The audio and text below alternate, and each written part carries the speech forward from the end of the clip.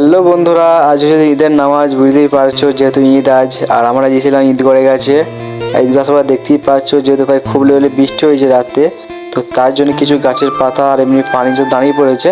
তো এখানে ফিল্ড ভাই, মিলন ভাই আর বিজয়, যেহেতু তারা এখানে দেখতেই পাচ্ছ জিনিসটা পরিষ্কার করলো। আর পরিষ্কার করার পরে যেহেতু দেখতেই পাচ্ছ আমাদের ম্যাগের হালটা খুবই খারাপ ছিল, তো তার জন্য যেহেতু আমাদের নামাজের টাইমটা একটু বাড়িয়ে দেওয়া হয়েছিল, তো ওটাই ভালো হয়েছিল। তো বাড়ি এসে গোসল করে বেরিয়ে পড়লাম। আর আমার জন্য দেখতেই পাচ্ছ এখানে বাবুল মামুন ওয়েট করছিল বন্ধুরা। তারপর আমি চলে আসলাম ঈদগড়ে। আর ঈদগড়ে আসার পর দেখতেই পাচ্ছ মাশাআল্লাহ অনেক যেহেতু মুসলি চলে এসেছে, এখানে অনেক মুসলি বাকি ছিল।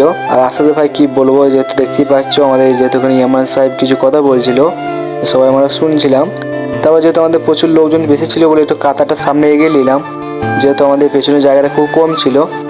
তারপর আমাদের নামাজ শেষ হয়ে গেল বন্ধুরা। আর নামাজ শেষ হওয়ার বুঝতেই পারছো যেহেতু ভাইচারা লেবাই দিয়ে হবে, তো সবাই মিলে যেহেতু ভাই দেখতে পাচ্ছ সব কুলাগুলি করছিল, একে অপরকে যেহেতু সালাম জানাইছিল।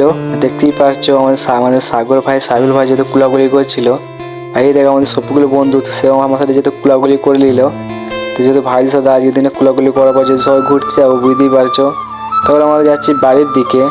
আর বন্ধুরা বুঝতেই পারছো আমাদের এখানে যেহেতু সব মানুষজন দেখতেই পাচ্ছ, আর এখানে সকল মানুষ দেখতেই পাচ্ছ জিয়াদ করছে, যেহেতু তারা আমাদের এই দুনিয়া থেকে চলে গিয়েছে।